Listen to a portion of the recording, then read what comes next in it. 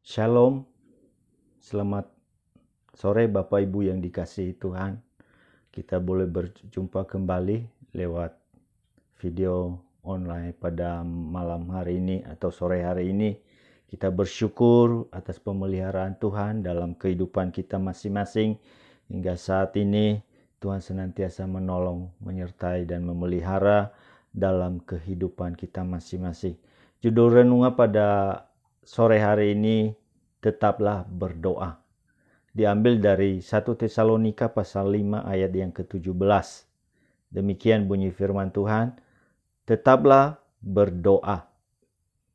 Ayat yang singkat, kalimat yang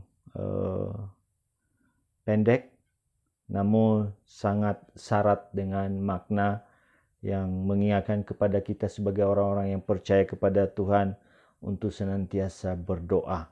Ya, orang-orang percaya, ya, hamba-hamba Tuhan, tokoh-tokoh di dalam Alkitab, bahkan Yesus sendiri, bagaimana senantiasa dia tetap berdoa. Ya, banyak contoh-contoh di dalam Alkitab kehidupan Tuhan Yesus, kehidupan doanya yang mengingatkan, menjadi teladan bagi kita untuk senantiasa berdoa. Terlebih dalam keadaan-keadaan seperti sekarang ini, kita senantiasa datang kepada Tuhan, memohon anugerah dan pertolongan yang daripada Tuhan. Dalam 1 Tesalonika pasal 5 ini tadi ayat yang ke-17, firman Tuhan berkata, tetaplah berdoa.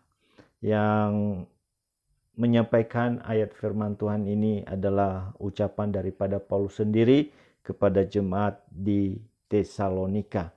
Ya, bukannya sekedar dia mengatakan tetaplah berdoa, tetapi kehidupannya sendiri senantiasa hidup dan melakukannya, yaitu hidup di dalam doa. Selalu berdoa terus menerus, bahkan siang dan malam senantiasa dia berdoa kepada Tuhan. Sebagaimana apa yang dikatakan di dalam 1 Tesalonika pasal 3 ayat yang ke-10. 1 Tesalonika pasal 3 ayat yang ke-10, firman Tuhan berkata, siang malam kami berdoa sungguh-sungguh supaya kita bertemu muka dengan muka dan menambahkan apa yang masih kurang pada imanmu. Ya, saudara-saudaraku yang dikasihi Tuhan, di dalam ayat ini mengingatkan kita bagaimana Paulus sendiri memberikan teladan, memberikan contoh. Kalau dia katakan tadi tetap berdoa, bukan hanya dia menyuruh orang lain atau jemaat Tuhan atau orang-orang yang percaya kepada Tuhan untuk tetap berdoa, tetapi dirinya sendiri memberikan teladan untuk senantiasa berdoa. Sebagaimana ayat 10 ini dari 1 Tesalonika tadi dikatakan, siang malam kami berdoa sungguh-sungguh, ya, supaya kita bertemu muka dengan muka dan menambahkan apa yang masih kurang pada imanmu. Nah, dalam hal ini bagaimana Paulus tetap berdoa, bahkan dikatakan siang dan malam dia berdoa. Mereka berdoa dengan sungguh-sungguh. Apa yang menjadi keinginan, apa yang menjadi kerinduan daripada Paulus, sedemikian rupa ia tetap berdoa siang dan malam, atau mereka berdoa siang dan malam dengan sungguh-sungguh. Kerinduannya apa di sini kalau kita melihat bahwa supaya kita bertemu muka dengan muka dan menambahkan apa yang masih kurang pada imanmu. Kerinduan Paulus adalah supaya bisa bertemu dengan jemaat di Tesalonika. Ya, itu adalah kerinduannya. Sekian lama mereka berpisah, sekian lama mereka tidak bersama-sama, tetapi dia berdoa supaya Tuhan turut campur tangan dan membukakan jalan untuk bisa bertemu dengan muka. Ya, dengan bertemu muka dengan muka, maka bagaimana itu sangat bermanfaat bagi jemaat di Tesalonika sehingga mereka bisa semakin bertumbuh di dalam iman kepada Tuhan. Nah, ini yang menjadi kerinduan Paulus, supaya apa? Agar dia tetap berdoa siang dan malam. Lalu kemudian kalau kita melihat di dalam ayat yang ke-11, kiranya Dia, Allah dan Bapa kita dan Yesus Tuhan kita membukakan kami jalan kepadamu. Ya, jadi kerinduannya Paulus di dalam doa-doanya adalah untuk bisa bertemu muka dengan muka. Ya, sehingga jemaat dia boleh melihat dari dekat keadaan jemaat, apa yang kurang dari mereka, terutama iman mereka. Apa yang kurang daripada iman mereka boleh ditambahkan melalui pertemuan Paulus dengan jemaat di Tesalonika. Lalu kerinduan yang lain apa dikatakan dalam doa-doanya itu adalah kiranya Dia Allah Bapa kita dan Yesus Tuhan kita membukakan kami jalan kepadamu, ya, supaya Tuhan bukakan jalan dalam bisa bertemu. Nah, Bapak Ibu yang dikasihi Tuhan, apa sih yang kita doakan? Ya, tentunya hal-hal ini juga yang menjadi kerinduan bagi kita dalam satu situasi ini.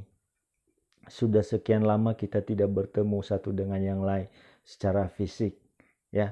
Tapi marilah kita bawa di dalam doa supaya suatu saat yang tidak lama lagi kita boleh bersama-sama, ya, saling menguatkan satu dengan yang lain, saling mendoakan satu dengan yang lain, bukan lagi hanya dalam jarak yang jauh, tetapi kita bisa berdoa, ya, satu dengan yang lain di tempat yang telah disediakan, yaitu di dalam gereja Tuhan.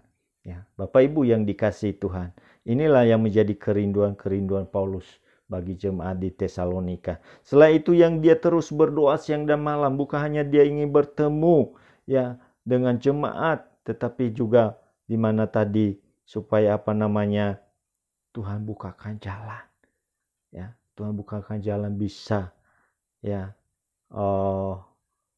bertemu.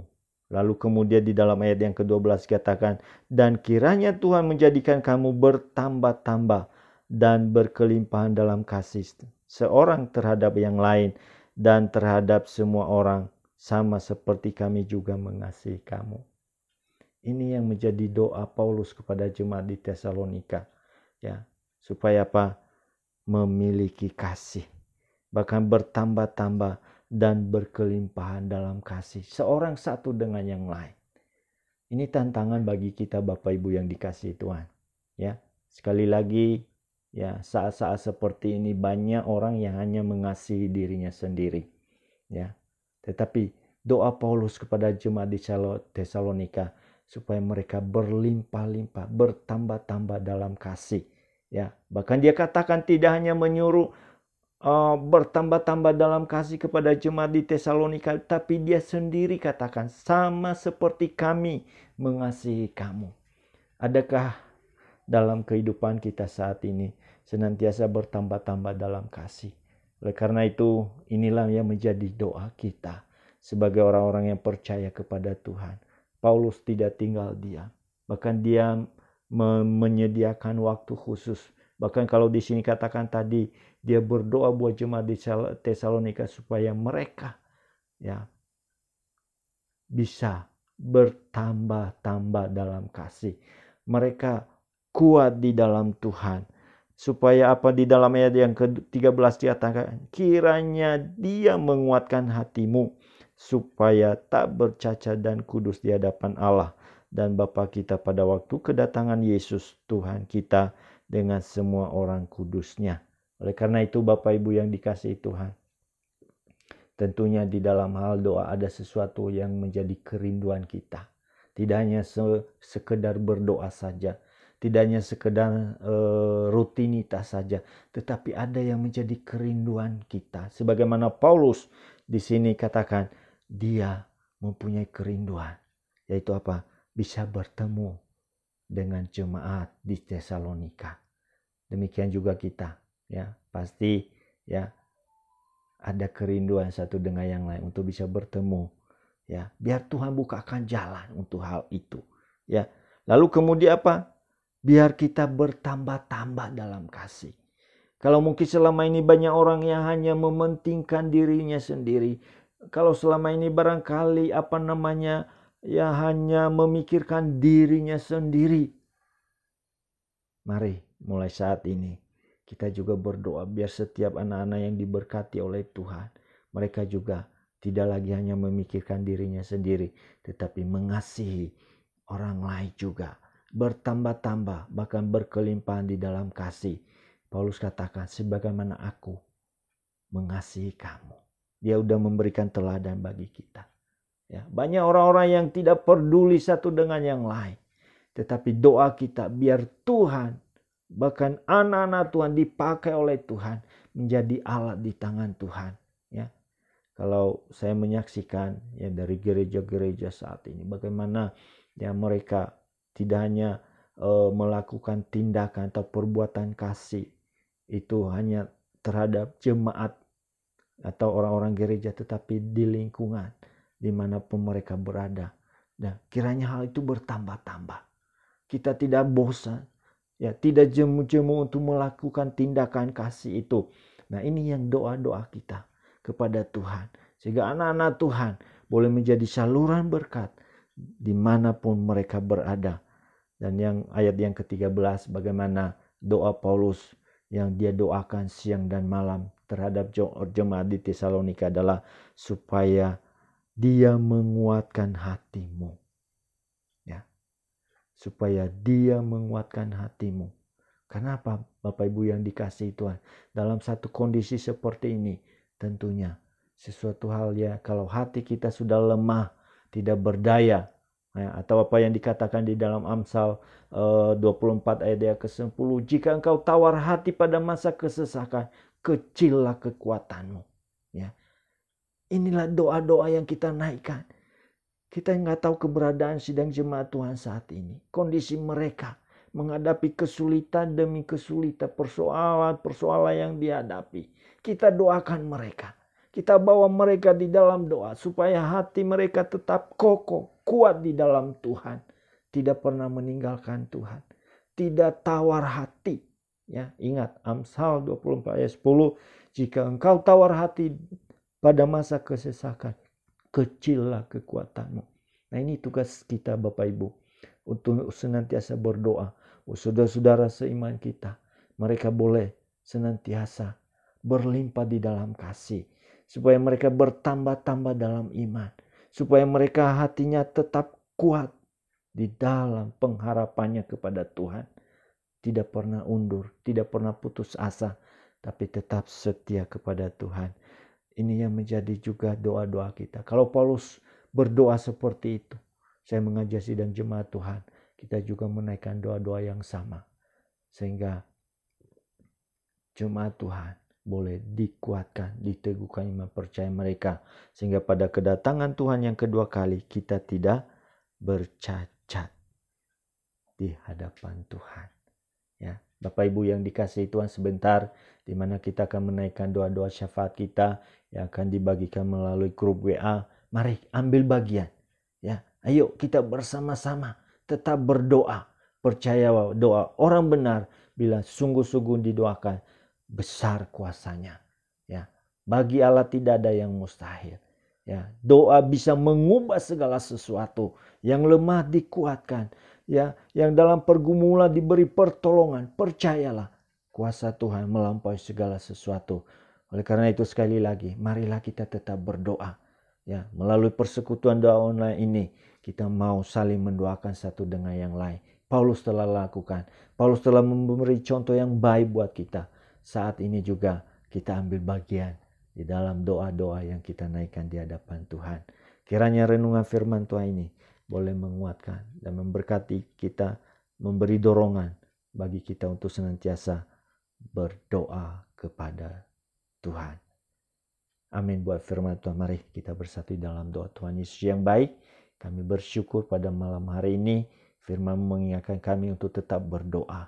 Paulus menjadi contoh yang baik bagi kami. Dia berdoa siang dan malam. Berdoa buat jemaat di Tesalonika supaya bertambah-tambah di dalam iman. Supaya berlimpah di dalam kasih.